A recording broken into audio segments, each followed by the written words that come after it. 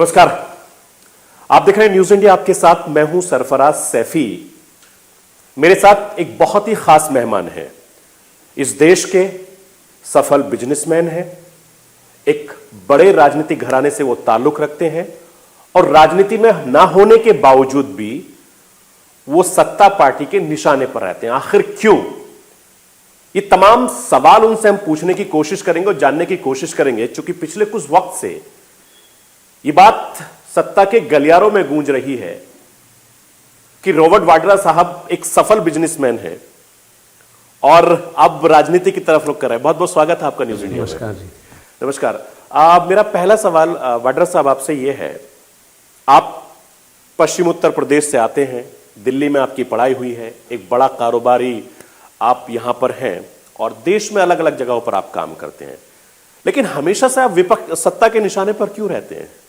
पहले मैं सारे महिलाओं को, सारे लड़कियों को विमेंस डे के लिए शुभकामनाएं देता हूं और मैं ये कहूँगा कि आज प्रियंका का आज लेडीज़ के साथ एक मार्च भी है, तो मैं उसके लिए आप देखेंगे कितना उत्साह और कितनी खुशी है सारी महिलाओं को और लड़कियों को कि वो बाहर आए और उनके साथ एकजुट होकर इस मार्च में शामिल हो रहे हैं। अब आपने प्रियंका जी का जिक्र कर लिया, लड़की हूं लड़ सकती हूं, तो लड़की हूं लड़ सकती हूं जिस तरीके से प्रियंका जी ने देश भर में जो एक पहचान बनाई है, जबरदस्त उनकी फैन फॉलोइंग है। और आज महिला दिवस का भी आपने जिक्र किया, हालांकि मैं आगे करता, आपने शुरुआत कर दी। प्रियंका जी को जिस तरीके से आप हमेशा से सपोर्ट करते रहे हैं वो एक काबिले तारीफ है।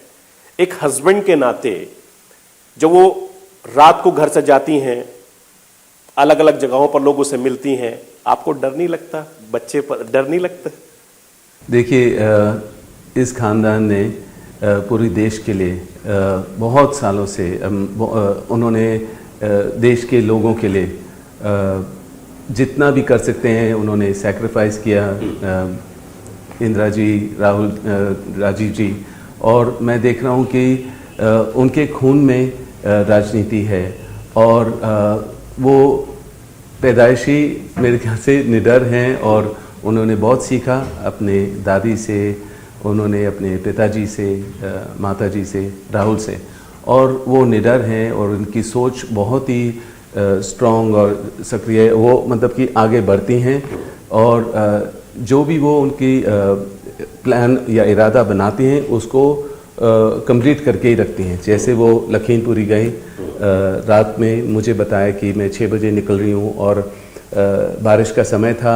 8 बजे वो मुझे फ़ोन आया कि अभी हमें प्रशासन ने रोका हुआ है और मैंने देखा वीडियो कि उनको और उनके सहयोगियों को जिस तरीके से परेशान किया जा रहा था, धक्का मुक्की हो रही थी और प्रियंका तो अपने सहयोगियों को भी हेल्प कर रही थी कि किस कि उनका ये सोच है, निडर ऐसे हैं कि वो हर चीज़ से झेल लेती हैं। मैं ये और मुझे लग रहा था कि जब वो उन पीड़ित परिवारों से मिलने गए जिनके यहाँ जो हादसा हुआ, जो वो कुचले गए, जो गृह मंत्री हैं स्टेट के, उनके हाँ, जो उनके सुपुत्रों की इन्वॉल्वमेंट है उसमें, और वो उन पीड़ित परिवारों से मिलने जा रही थी और उनको रोका गया। ये इतना बड़ा मुद्दा नहीं बनता, पर अगर वो मिलने दिया होता उनको, मैं ये कहूँगा कि उसके बाद जिस तरीके से उनको अरेस्ट करके, जो किसी को पता नहीं था किस रीज़न के लिए उन्होंने अरेस्ट किया है, एक कमरे में, एक गेस्ट हाउस में रखते हैं आप, मतलब और वो अगर अपने कोविड का टाइम था और अगर उनको लगा कि वहाँ सफाई ठीक नहीं थी और एक अपने झाड़ू से उन्होंने जगह को सफाई की, तो जो योगी जी हैं वो कहते हैं वो झाड़ू के ही लायक हैं और सफाई करने के ही लायक हैं, पर वो अपने दो राय क्यों रखते हैं जब प्रधानमंत्री जी वो स्वच्छ भारत की बात करते हैं और झाड़ू की बात करते हैं और झाड़ू से सफाई करते हुए दिखते हैं, तो फिर वो उनका सोच अलग हो जाता है। तो मैं क्या कह रहा हूँ कि देखिए, मुझे पता था कि प्रियंका चाहे उनको अरेस्ट किया जाए, कितने समय के लिए भी रोका जाए, क्योंकि बहुत सारे लीडर जिनको भी रोका था या अरेस्ट किया था उनको कुछ घंटों बाद रिहा कर दिया था, रिलीज कर दिया था। पर यह है कि प्रियंका ने जो अपना सोच बनाया हुआ था कि नहीं, मैं इन पीड़ित परिवारों से मिलकर आऊँगी, तो चाहे जितने भी समय लगेगा। और मुझे पता है क्योंकि 2 दिन के बाद जब मेरे बच्चे भी काफ़ी घबराए हुए थे और मैं भी यहाँ बैठा हुआ था, मैं देख नहीं पा रहा था, तो मैं वहाँ गया, पर मुझे भी स्टेशन पर मतलब एयरपोर्ट पे रोक दिया गया कि अगर आप जाएंगे तो माहौल और ख़राब होगा और लोग आपके साथ जुड़ेंगे और हम उसको संभाल नहीं पाएंगे, तो आपको, मुझे भी रोका गया। पर मुझे पता था कि प्रियंका अपने मकसद पूरे करके आएंगी, उन पीड़ित परिवारों से ज़रूर मिलेंगी। और वो जैसे ही उनको रिलीज़ किया मिलकर अबाउट 4 दिन के बाद, तो वो वहाँ गए, उन परिवार से मिली थी। और सो मेरा यह है कि उनका जो मकसद है, सोच है, जो वो जोश, सब में नया जोश है जो उनके साथ जुड़ रहे हैं और निडर हैं। और वो हर रोज़, चाहे आप देखेंगे कि जैसे आप आगे सवाल पूछेंगे कि अब ये एग्जिट पोल या मतलब कि इसका रिज़ल्ट कैसे आएगा, मैं आपको खाली एक ही चीज़ बता सकता हूँ कि ये चाहे रिज़ल्ट जैसा भी आए, वो निडर हैं, वो अपने काम मकसद में बढ़ती रहेंगी। आगे सारे लोगों को जो मतलब कि जिनको दबाया जाता है, जिनकी आवाज़, मतलब वो बुलंद करेंगी उनकी आवाज़, मुझे लगता है। और मतलब उनको जो भी उनकी समस्या है उसका समाधान ज़रूर ढूंढेंगी। बाड्रा साहब, एक चीज़ और समझना चाहूँगा आपसे, चूंकि आप प्रियंका जी का जिक्र कर रहे हैं, हालांकि मैं बाद में करते, लेकिन आपने चूंकि वुमेन डे स्पेशल था तो इसलिए कर दिया, मेरे लिए भी आसानी हो गई। प्रियंका जी को हमने शुरू से देखा है, जब भी कोई मामला होता है वो सड़कों पर होती हैं। हमने देखा दिल्ली के बॉर्डर्स पर भी जिस तरीके से किसानों के लिए वो लड़ने के लिए गई, वहां पर पुलिस के साथ धक्का मुक्की हुई। आपने लखीमपुर खीरी का जिक्र किया, कई भी ऐसे मसले रहते हैं। क्या घर में भी वो इतनी निडर रहती है? नहीं, घर में तो जैसे एक परिवार के सदस्य जैसे मतलब कि वो रहते हैं, जो उनका बच्चों के साथ, और हम मतलब जैसे नॉर्मल परिवार है, ज़रूर वैसे ही रहते हैं। पर हाँ, पॉलिटिक्स का हम लोग राजनीति की बात ज़्यादा करते हैं और हम उनकी सुरक्षा के बारे में ज़्यादा चिंतित रहते हैं, क्योंकि वो निडर हैं, वो हर लोगों के झुंड में बीच में हो जाती हैं। सिक्योरिटी की बात वो कम सोचती हैं, सुनती हैं, वो मतलब कि सब लोगों से मिलते हैं। और स्पेशली जब इस सरकार ने एसपीजी को हटवा दिया, फिर उनको जिस घर में थोड़ी सुरक्षा थी उसको हटा दिया, तो हम लोग खाली उनकी सुरक्षा के बारे में देखते हैं कि वो आगे जो भी कदम लें, थोड़ा बच्चे और मैं थोड़ा चिंतित रहते हैं उसके बारे में। पर हम लोग कोशिश करते हैं पॉलिटिक्स या मतलब राजनीति की बात थोड़ी कम करें और अपनी नॉर्मल लाइफ जिए। पर उनके, जैसे मैंने बताया, उनका सोच, उनके पूरा सोच है देश के लिए, देश के लोगों के लिए, और जो उनको लग रहा है जो गलत हो रहा है उसके लिए वो हमेशा कुछ ना कुछ सोचती रहती हैं, पढ़ती रहती हैं, तो बिजी रहती हैं। आपको लगता है कि बाड्रा साहब, जिस तरीके से प्रियंका गांधी जी ने बहुत मेहनत से अपनी एक बहुत बेहतरीन पहचान बनाई है, यानी लड़कियों के लिए, महिलाओं के लिए एक आइकॉन है, वो उनको लोग पसंद करते हैं। एज ए हस्बैंड, चूंकि आप उनके बहुत पुराने दोस्त भी रहे हैं, 13 साल की उम्र से आप उनको जानते हैं, जो उनके अंदर जज्बा है वो लगातार पॉलिटिकल कैरियर उनका आगे बढ़ा रहा है। लेकिन जब जब उनका कैरियर बढ़ता है आपको मुसीबतें बढ़ जाती हैं। तो ये क्या चक्कर है? क्योंकि अभी आप पॉलिटिकल में नहीं है, आप एक सफल कारोबारी है, एक बिजनेसमैन है, पॉलिटिकल पार्टी से जरूर आपका रिश्ता है, लेकिन इतने सारे नोटिस आपको आ जाते हैं एक रात में। मुझे पता चला कि आपने तो घर में फोटोकॉपी रख लिया कि भैया जो भी एजेंसी आएगी उसको फोटोकॉपी करके देते रहेंगे। जैसे आपका सवाल है और आप सोचेंगे मैं इसके बारे में मुस्कुरा रहा हूँ, इसलिए क्योंकि ये काफ़ी साल हो गए हैं, 8 से 10 साल हो गए, और एक ही पार्टी नहीं, बहुत सारी पार्टियाँ बेबुनियाद इल्ज़ाम या कुछ ना कुछ कहते रहते हैं, पर कोई प्रूफ नहीं है। जैसे वो आम आदमी पार्टी ने एक A4 साइज पेपर लिया और मिल गया, उसके बाद कुछ उसका कंक्लूजन नहीं है, कुछ है नहीं कि कोई प्रूफ है या कुछ है, तो अफवाह क्रिएट करते हैं, रूमर्स बनाते हैं। और जैसे मैं एक बिजनेसमैन हूँ, पर इस देश में अगर आप ऐसे राजनीतिक परिवार से संबंध रखते हैं तो उसमें वो अलग नहीं देख सकते हैं आपको, वो हमेशा आपको राजनीतिक तौर से ही सब लोग देखेंगे। तो जैसे मैं कहूँगा कि with great power comes great responsibility, तो मुझे अपनी रिस्पॉन्सिबिलिटी पता था और मुझे हमेशा मैंने अपना काम बिल्कुल स्पष्ट साफ तरीके से किया है। तो जितने भी इल्ज़ाम लगाए हैं या मतलब कि एजेंसियों को मेरे ऊपर लगाएं या इनकम टैक्स डिपार्टमेंट से चाहे असेसमेंट हो जाता है, रीअसेसमेंट करते हैं, फिर वो पेनल्टी बेफालतू लगाते हैं, या एजेंसी के पास मेरे को चाहे दिल्ली में हो या राजस्थान में हो, और जो भी सवाल पूछते हैं 15 बारी गया, 10-10 घंटे बिठाए। मतलब ये 10-10 घंटे में क्या पूछते हैं आपसे? जितने भी सवाल उनको लगा था कि मैंने अपने कारोबार कहाँ से शुरू किया और पहला 1 रुपये कहाँ से कमाया। जबकि आप तो मुरादाबाद में आपके पिताजी बड़े बिजनेसमैन रहे हैं और मुझे जहां तक मालूम है आपका वहां बड़ा अच्छा कारोबार था, क्योंकि मेरी स्कूलिंग वहां हुई है।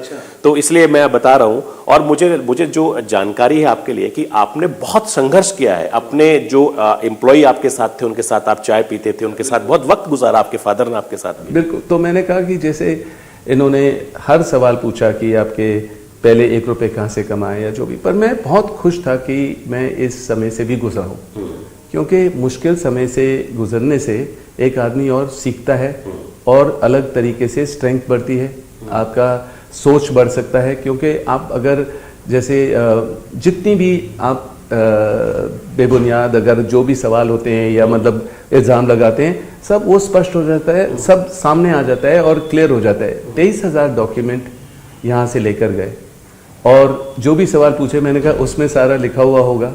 आप ROC में जाएंगे इनकम टैक्स डिपार्टमेंट से, वहाँ से सारे जो भी सवाल हैं उसके जवाब आपको दे सकते हैं। पर ये रुकते नहीं हैं और जो भी उनके ऊपर प्रेशर है एजेंसियों को के पास, इनकम टैक्स डिपार्टमेंट के पास, वो हमेशा हर 3 महीने 6 महीने कुछ ना कुछ भेजते रहते हैं। लास्ट सितंबर में 2021 में सितंबर के लास्ट दिन पे 30 तारीख को 72 हमें नोटिस मिले, एक रात को। और हमने उसके हर जवाब तो देना पड़ा था, 72 जवाब दिए। पर उसके बाद मैं जैसे मैं कहूँगा, ये सच है कि घर में फोटोकॉपी मशीन रख लिया आपने? ये सारी चीज़ें तो चलनी पड़ती हैं, क्योंकि कभी रात भर हमें कुछ देना होता है तो ज़रूर हम उसको फोटोकॉपी या जो भी ज़रूरत पड़ती है वो हम ज़रूर पूरा। लेकिन मुझे जहां तक जानकारी है वाड्रा साहब, आपने तो कई बार जब भी आप जाते हैं तमाम डॉक्यूमेंट्स दे देते हैं, उसके बाद में फिर नया नोटिस आपके पास आया था, नया जाता। हमने देखा कि दिल्ली में जब आपको बुलाया गया था तो प्रियंका जी खुद आपको वहां पर छोड़ने के लिए गई थी, और वो तस्वीरें पूरे दिन हमने देखी, आपको घंटों वहां पर बिठाया गया, फिर पूछताछ की, उस वक्त भी हमने आपसे बातचीत की थी। ये दरअसल जब आप अभी तो आप बिजनेसमैन है, एक सफल कारोबारी हैं, और मुझे तो ये भी जानकारी मिली है कि आपके बेटे को फोटोग्राफी का बड़ा शौक है और उन्होंने कोविड के बाद उन्होंने एक पेंटिंग की वो लगाई। उनके भी इनकम टैक्स का और उनके एजेंसी पर उनकी भी नजर आप बैठे पा रहे हैं पे?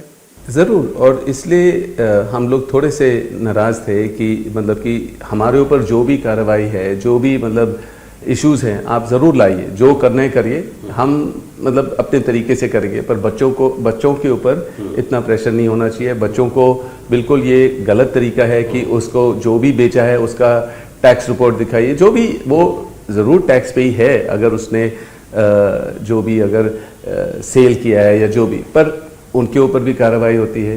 तो कोई इन्होंने हर हद पार कर दी है और मतलब कि बिल्कुल तरीके से नहीं किया है। पर मुझे लगा है कि कभी भी कांग्रेस में इस तरीके की हमने राजनीतिक राजनीति में हमने कभी इस तरीका व्यवहार नहीं किया है कि हर किसी भी मिनिस्टर या उनके परिवार को परेशान करना और एजेंसियों का इस्तेमाल करना और हर चीज़। तो मेरा ये है कि ये जो तौर तरीका है ये पूरे देश ने देखा है जो गलत है, क्योंकि मैं कह रहा हूँ अपने अनुभव से बोल रहा हूँ कि सबने देखा है कि इतने साल हो गए, जब भी कोई इनके गलत समय आता है तो रॉबर्ट वाड्रा का इस्तेमाल करते हैं, नाम उछालते हैं, फिर से दोबारा कोई पुरानी चीज़ ले आएंगे, पर उसका कोई कंक्लूजन नहीं होता है।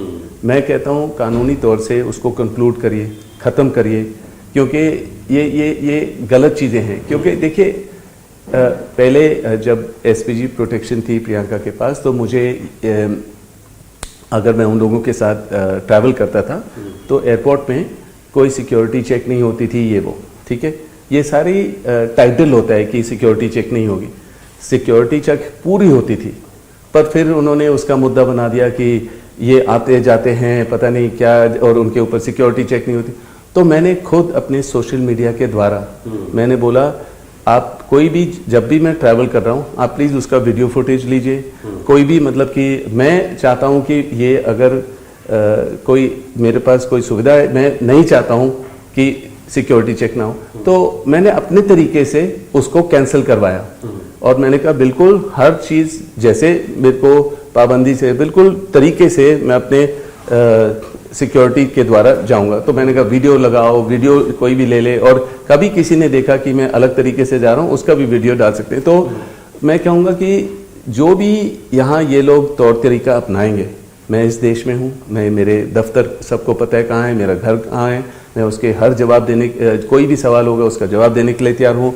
कोई भी कार्रवाई होगी उसके हम जो भी डॉक्यूमेंट्स चाहिए, कुछ भी है, देने के लिए तैयार हैं। तो ज़रूर जब प्रियंका या राहुल बाहर निकलते हैं, अपने प्रचार करते हैं, तो मजाक बन गया कि देखिए आपके ऊपर अब कुछ ना कुछ उछलेगा। पर जैसे मैंने कहा, इतने साल हो गए, मैं मुस्कुरा रहा हूँ क्योंकि झेलने की क्षमता है मेरे में। अब सीख लिया है, देख लिया है, एक्सपीरियंस कर लिया है, तो उससे मेरे को कोई डर नहीं है, कोई गलती की नहीं है, तो डर है किस चीज़ का है। मैंने देखा वाड्रा साहब, जब भी प्रियंका जी एक्टिव होती हैं, एजेंसी की नजर आप पे ही होती है। अभी मुझे याद है कि यूपी चुनाव से पहले, जैसे आपने भी जिक्र किया, आपको बहुत सारे नोटिस आ गए, पूछताछ हो गए। अब यूपी के इलेक्शन खत्म हो गए, प्रियंका जी ने बड़ी मेहनत की, अब दूसरे स्टेट में शुरू होने वाले, जहां आपकी सरकार भी, राजस्थान में, तो फिर से एजेंसीज एक्टिव होंगी। हाँ, तो फिर मतलब जो भी वो सवाल करेंगे या बुलाएंगे या जो भी है, नहीं है, क्योंकि देखिए अगर मैं कभी भी, इन्होंने मुझे एज ए बिजनेसमैन नहीं देखा है, मुझे देखा है as a part of a political family, part of politics, मतलब कि मैं पॉलिटिक्स में हूँ, मैं राजनीति में ही हूँ अभी चाहे मैं हूँ या ना हूँ। तो जो सवाल भी आते हैं, जो सोच है, वो खाली वो सोचते हैं खाली इस तरीके से, कोई सवाल नहीं पूछता मेरे बिजनेस के बारे में। तो उनको लगा कि ठीक है, इन्हीं को तंग किया जाए बिजनेस के द्वारा, इनका मोडस ऑपरेंडी या जो भी तरीका होता है, इन्होंने ये अपनाया। पर जो भी उनकी नाकामियां हैं, उसको छुपाने के लिए ये लोग मेरा नाम इस्तेमाल कर। अभी तो आप बिजनेसमैन हैं, इतने आरोप आपके ऊपर लग गए, इतनी परेशानी आप झेल रहे हैं, इतनी फोटोकॉपी आप करके तमाम दफ्तरों को देते, इतनी में ईडी में घंटों घंटों आपसे पूछताछ होती है। अगर आप पॉलिटिक्स में आ गए, जिस तरह की चर्चाएं चल रही हैं कि 2024 में आप चुनाव लड़ेंगे, और जो मुझे जानकारी मिल पाई है, चूंकि आप मुरादाबाद से बिलोंग करते हैं और कांग्रेस का वो गढ़ भी रहा है, और जाहिर बात है कि वहां के लोग आपको पसंद भी करते हैं, अगर आप चुनावी मैदान में आ गए फिर क्या होगा, कैसे संभालेंगे आप? देखिए, जैसे मैंने कहा कि मुझे कभी बिजनेसमैन जैसे नहीं देखा है, ना मुझे आराम से अपना बिजनेस करने दिया है। अगर मैं इस देश में कोई भी काम कर रहा हूँ, और हर चीज़ उन्होंने गलत तरीका से देखा है, गलत तरीका दिखाया है पूरे देश को कि मैंने गलत किया है, पर कभी वो साबित नहीं कर पाए हैं कि ये हमें मिल गया या ये प्रूफ मिला या कुछ, क्योंकि कुछ है ही नहीं। अब अगर हर रोज़, हर 3 महीने में मुझे ये झेलना पड़ता है कि अच्छा ये आरोप है, ये प्रॉब्लम है, तो मुझे लग रहा है कि अगर मैं जवाब एक हद तक अपने पर्सनल लेवल पर दे पाऊंगा, और अपने दफ्तर से दे पाऊंगा, सोशल मीडिया के तहत दे पाऊंगा, पर मुझे लगता है कि अगर मेरा प्लेटफॉर्म वही हो जहां से जो मेरे ऊपर आरोप लगाते हैं उनको उसी प्लेटफॉर्म पे मैं जवाब दूं, तो उसमें स्ट्रेंथ होगा। और एक चीज़ वो है। दूसरी चीज़ है कि देखिए, अब मैं इतना ज़्यादा मतलब कि इस देश में मतलब कि लोगों के बीच में रहता हूँ।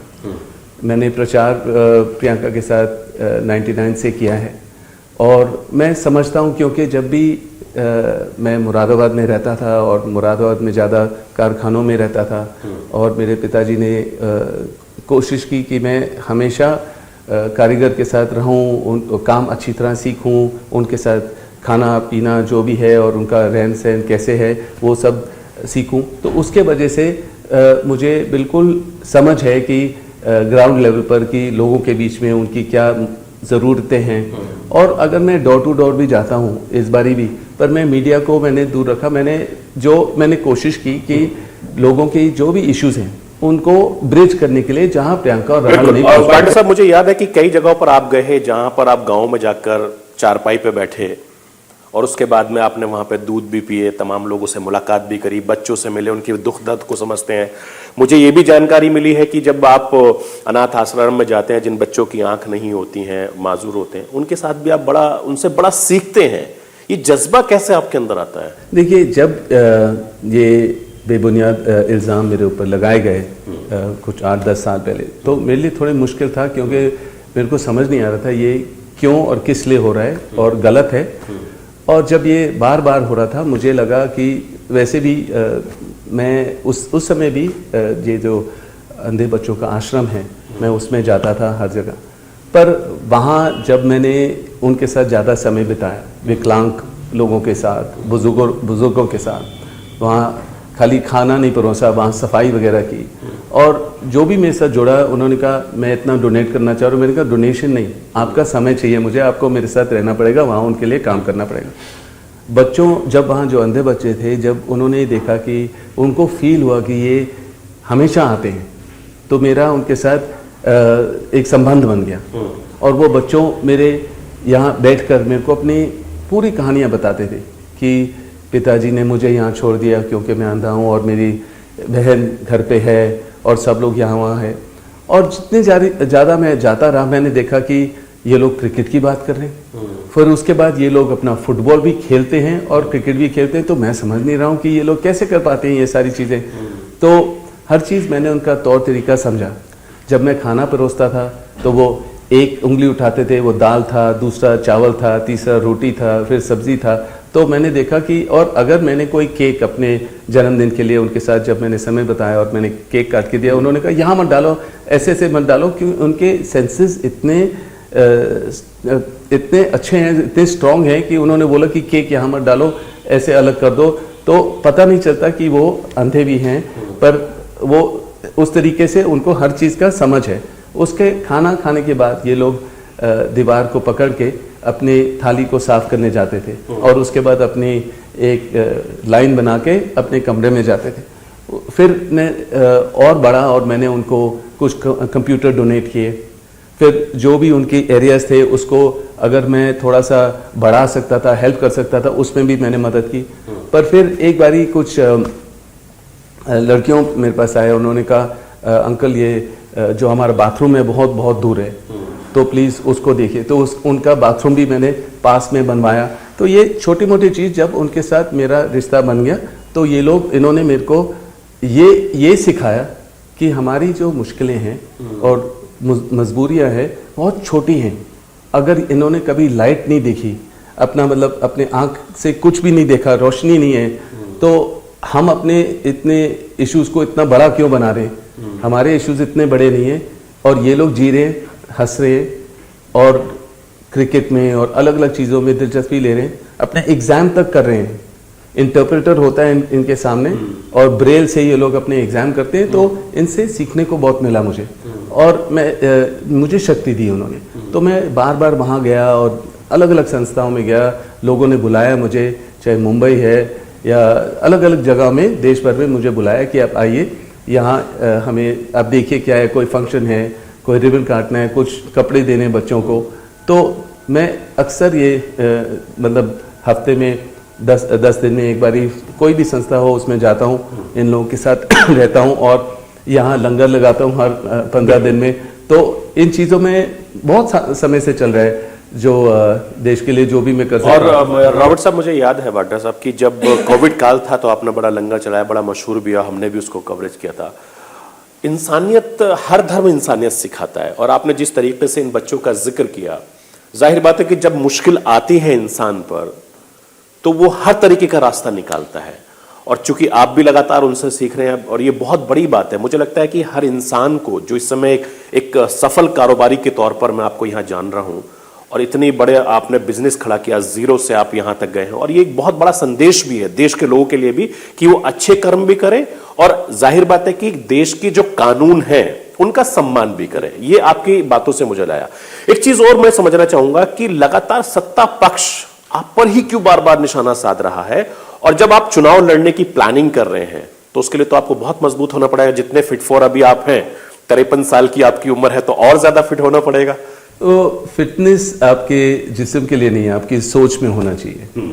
और आपकी, जैसे मैं दोबारा दोहराऊंगा कि झेलने की क्षमता होनी चाहिए, चाहे कोई भी आरोप हो, कोई भी इशू हो, या मतलब कि हर आपकी जो भी आपने काम किया उसके ऊपर कोई रोक कर दी हो, और जहां से आपकी आमदनी भी हो रही है उसको भी रोक कर दिया है, तो आप ये सोचते हैं कि देखिए मैं रुकना नहीं, मैं मतलब अपने कोई ना कोई तरीके से अपना कारोबार चलाता रहूँगा, जैसे भी कर सकता हूँ अपने आप करता आगे बढ़ता रहूँगा। और जैसे अगर समय आएगा कि मैं राजनीति में हूँ, उस समय अगर लोगों को लगेगा मैं किसी क्षेत्र से उनको रिप्रेजेंट करूँ, मैं उनके लिए कुछ प्रगति ला सकता हूँ, कुछ बदलाव ला सकता हूँ, तब मैं ज़रूर परिवार से बात करके फिर मैं सोचूंगा राजनीति में उतरने के लिए। और उस समय जो भी आएगा मैं देखूंगा। पर सबसे ज़रूरी है कि मैं यहाँ बैठा हूँ, फिर भी इल्ज़ाम चलता है, फिर भी नोटिस आते हैं, तो मैंने कहा कोई आप एक प्लेटफॉर्म होगा जहाँ मैं उनको जवाब दे पाऊंगा। जो लोग अगर उंगली उठाते हैं उन्हीं लोगों को मैं जवाब उसी तरीके से दे पाऊंगा। और वाड्रा साहब, हम देखते हैं कि भले ही आप कुछ ना करें लेकिन फिर भी आप बदनाम हो रहे हैं, और बदनाम हो रहे हैं तो नाम हो रहा है। जैसे मैं कह रहा हूं कि बार बार आपको नोटिस आ रहे हैं, बार बार चीजें इल्जाम लग रहे हैं, और है कुछ नहीं। और ये लोगों की मेंटेलिटी अभी बन गई है। आप किसी भी ऑर्गेनाइजेशन में देखेंगे, किसी भी प्रोफेशनल में देखेंगे, तो लोग इस तरह की हरकत करते हैं, चाहे कोई भी फील्ड हो, XYZ। वहां आदमी कोई कुछ भी नहीं कर रहा हो, शांति से अगर अपना काम भी कर रहा हो, तो इल्जाम जरूर लग रहे हैं कि साहब इल्जाम लगाओ, कैसे भी करके लगाओ। अब तो इससे बड़ा परिपक्व हो गए होंगे आप। मैं ये बोलूँगा कि मेरे अनुभव से कि जब मैं विदेश में भी टूर करता हूँ, तो जितने भी हमारे नागरिक हैं जो वहाँ बसे हुए हैं या जो भी, वो खुलेआम अपना काम करते हैं और अपना डिनर पे जाते हैं, या जो भी जो कमाया उसको खुशी से इस्तेमाल करते हैं, या मतलब कि खर्चा कर पाते हैं। उनका यही है कि देखिए अगर हमने इस तरीके का कोई भी खर्चा किया, वहाँ तो हमें सीधा नोटिस आ जाएंगे। यहाँ बाकी देश में अगर वो यहाँ अपनी सुख शांति से जीना चाहें, जो कमाया उसको खर्च करना चाहें, ज़रूर कोई ना कोई नोटिस आ जाएगा। तो ये जो सोच बदली है कि बाहर रहने पे थोड़ा सा अपना सुख शांति है, जो कमा रहे हैं अच्छी तरह खर्चा कर सकते हैं, यहाँ होते हैं तो नोटिस आएगा। तो मुझे यही लग रहा है कि इस तरीके से यहाँ प्रगति नहीं होगी। मैं देखता हूँ कि इतने बड़े बड़े इश्यूज हमने लास्ट कुछ सालों से देखे हैं, और हमने मतलब पूरे परिवार ने, मेरे परिवार ने और कांग्रेस ने कोशिश की इस सरकार से बात करने के लिए, चाहे आप कोविड की बात करें या मतलब आप किसानों की बात करें या महिलाओं की सुरक्षा की बात करें। और हमने कहा अब पार्टी लाइन सब बैठ के, क्योंकि ये इतना इंटरनेशनल इशू है जो कोविड का इशू है, पर कोई सुनवाई नहीं है, कोई मतलब समझना नहीं चाह रहा है कि हम देश के हित में बोल रहे हैं। और हर आदमी को लग रहा है जहां आप नए अस्पताल बनने चाहिए या मेडिकल फैसिलिटी और बढ़नी चाहिए, आप विस्तार का प्लान बना रहे हैं, नए। लेकिन सरकार तो काम कर रही है, नहीं इतने सारे एयरपोर्ट बना रही है, इतने सारी योजनाएं कर रही हैं, पर ये अपने कुछ ही उद्योगपतियों को दे रहे हैं और अपने प्राइवेटाइज ज़्यादा कर रहे हैं। और मुझे लग रहा है कि अगर आप फोकस थोड़े और गांव में मेडिकली या अस्पताल के लिए, या जो महिलाओं के जो बेरोजगार हैं उनको रोजगार देने के लिए, और जो मतलब किसानों के लिए जो आप पहले आप 3 कानून लाते हो और 1 साल के बाद आप उसको वापस ले लेते हो, तो ये चीज लोग कैसे भरोसा करेंगे? देखिए वाड्रा साहब, आप तो खुद एक सफल कारोबारी, एक बिजनेसमैन हो, गवर्नमेंट को आइडिया दीजिए, आप भी उस बिजनेस का फायदा उठाइए, क्योंकि आप खुद बिजनेस माइंडेड है। तो भाई सबका साथ, सबका विकास, सबका विश्वास की बात तो मोदी साहब करते हैं। बजट से कुछ 1 दिन पहले मैं अपने जैसे सुबह दौड़ लगाता हूँ पूरे लटियंस दिल्ली में, तो वहां से मैं दौड़ लगा रहा था और बहुत सारे मैंने देखा कि पत्रकार वहां खड़े हुए थे और उन्होंने मुझे रोका और उन्होंने कहा कि सर बजट है, आप प्लीज कुछ बोलेंगे, क्योंकि ये सीतारामन जी के घर के बाहर था, मुझे पता नहीं था उनका घर वहाँ था, तो उन्होंने पूछा। पर मैंने मेरा एक ही सोच था कि देखिए, हमें जो भी आज जो समय है कोविड के बाद और जो किसानों की इशू है, ये एक पार्टी संभाल नहीं पाएगी, उनको सारी पार्टियों को लेना चाहिए इकट्ठे और एकजुट होकर कुछ देखना चाहिए कि देश कैसे संभाल पाएगा।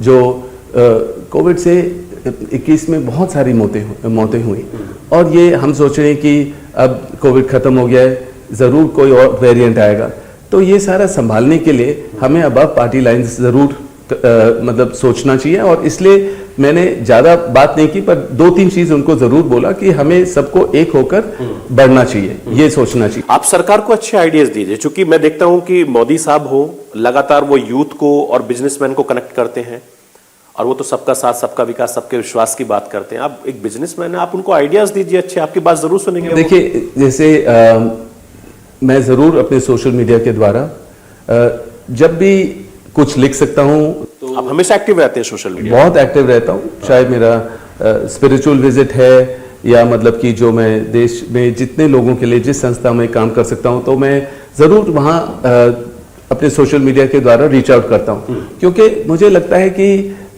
इतने लोग अपनी परेशानियों की बात करते हैं, तो मैं कहता हूं देखो, अगर और जब मैं ये अपने सोशल मीडिया के द्वारा जो भी मैं मेहनत करता हूँ, काम करता हूँ लोगों के लिए मैं लगाता हूँ, तो सब कहते हैं कि अगर आप कर सकते हो तो हम क्यों नहीं कर रहे हैं। तो उस तरीके से ज़्यादा लोग जुड़ते हैं और यहाँ मतलब कि वो भी अपने दूसरे संस्था में अलग तरीके से हेल्प करते हैं।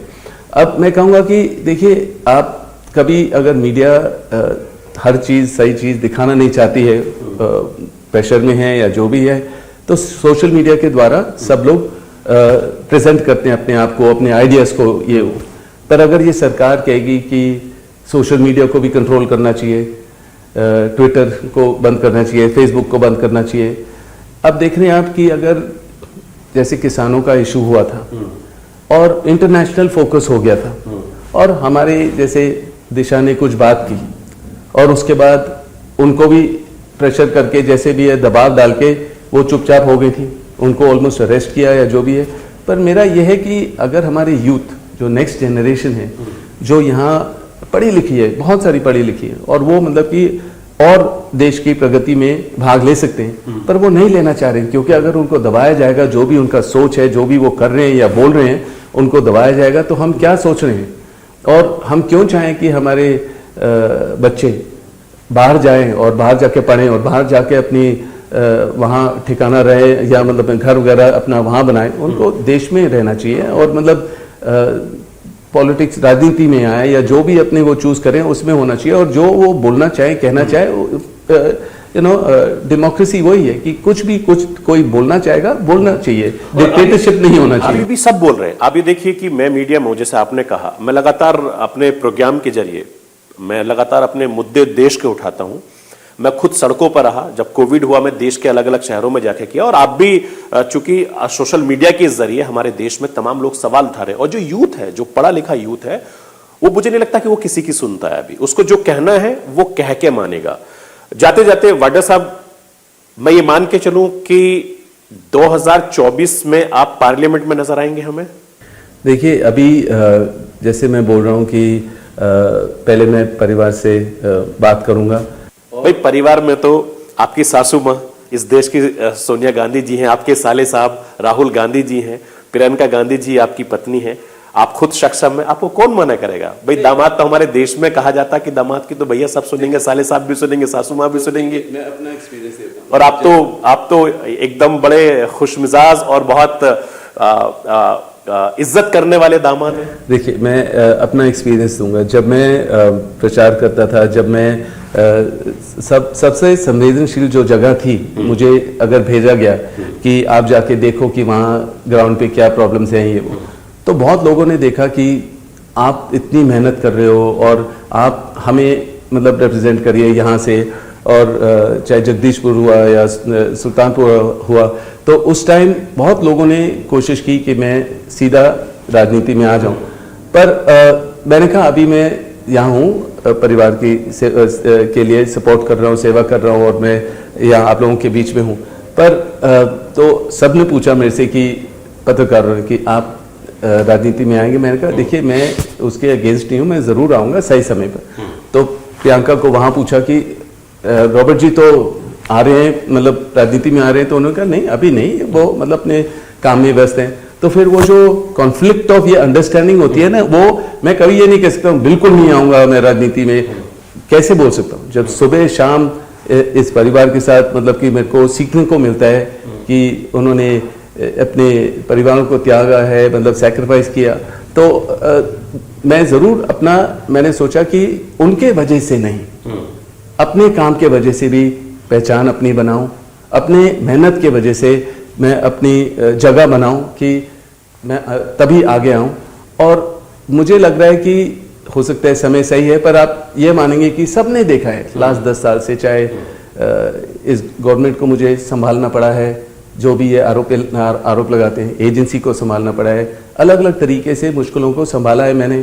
फिर मैं अपना तौर तरीके से अपना सब लोगों के लिए सेवा करता रहता हूँ। और जहाँ किसी को कोई भी मदद चाहिए होती है, मैं देखता हूँ कि मैं अपने तरीके से कैसे करता हूँ। पर अगर कोई टिकट के लिए आएगा तो मैं उनको बोलूंगा बिल्कुल नहीं, अगर मैं आपको जानता नहीं हूँ, ना पहचानता हूँ। अच्छा, बहुत दिन से एक आवाज उठ रही है तमाम कांग्रेसियों में, हम सुनते आ रहे हैं कि प्रियंका गांधी जी को अध्यक्ष बन जाना चाहिए, क्योंकि एक तो अपनी दादी के नक्शे कदम पर चल रही हैं और वो एकदम सॉलिड तरीके से पार्टी को बहुत अच्छे चला सकती हैं। एज ए हस्बैंड के नाते आपको क्या लगता है कि उनको आगे आना चाहिए? देखिए ये सोच या ये चीज़ तो खाली कांग्रेस पार्टी डिसाइड करेगी और परिवार डिसाइड कर सकती है कि उनको क्या पद लेना चाहिए। पर मुझे पता है कि वो पूरा परिवार पद के बगैर काम करती है कि हम देश के लिए सेवा करेंगे, किसी पद के लिए नहीं पहुंचेंगे। पर हाँ, जो डिसीजन लिया जाएगा मैं हमेशा उसमें शामिल होता हूँ, मैं उनको सपोर्ट करता हूँ। और सबसे ज़रूरी है परिवार एक ही है, तो जो भी डिसीजन लेंगे वो एक ही कलेक्टिव डिसीजन लेंगे, तभी वो प्रियंका जी ने इन तमाम चुनावों में बड़ी मेहनत की है, क्या उनका रिजल्ट उनको मिलेगा? देखिए मैं फिर बोलूँगा कि आपने देखा है कि बहुत कुछ ही समय में कितने लोग उनके साथ जुड़े हैं और एकजुट होकर उनके साथ आगे बढ़ रहे हैं, रोड शोज में हर जगह। और इतने सारे, अगर किसी चौराहे पर कोई बीजेपी वाले कार्यकर्ता मिलते हैं या अखिलेश के कार्यकर्ता मिलते हैं, सब उनको बहुत प्यार करते हैं। और मुझे लग रहा है कि नया उत्साह है, नया जोश है लोगों में, कांग्रेस के कार्यकर्ताओं में और लोगों में। और एक होप है कि मतलब कि वो जरूर महिलाओं के लिए। कांग्रेस फिर देर क्यों कर रही है? जब एक होप नजर आ रही है प्रियंका जी में, तो उनको आगे आना चाहिए फ्रंट में रह के। होगा अभी आपने देखा कितनी मेहनत की है और ये रिजल्ट सही होगा, मुझे लग रहा है बहुत अच्छा होगा। और फिर आप उनको देखेंगे और अगले कदम लेंगे वो। और पर जो परिवार चाहेंगे मेरे ख्याल से, और जो कांग्रेस चाहेगी, उसी के मुताबिक वो आगे बढ़ेंगे। रॉबर्ट वाड्रा साहब, बहुत बहुत शुक्रिया न्यूज इंडिया से बातचीत करने के लिए और तमाम बेबाकी से अपनी राय देने के लिए। और जितने खूबसूरत आप इंसान हैं, जितने फिट इंसान हैं आप, उतने अच्छी बातें भी आप करते हैं, हमेशा से हम आपको सुनते रहे हैं। और सबसे बड़ी बात यह है कि जिस तरीके से वो लोगों की मदद करते हैं, देश के बारे में सोचते हैं, उम्मीद है कि जब वो राजनीति में आए तो एजेंसी इनको शायद अब परेशान न करे, क्योंकि आगे 2 और 3 राज्यों में चुनाव होने हैं और वो खुद 2024 के लिए तैयारी कर रहे हैं। तो ये थी खास मुलाकात रॉबर्ट वाड्रा के साथ। बाकी खबरों के लिए आप बने रहिए न्यूज इंडिया के साथ। नमस्कार।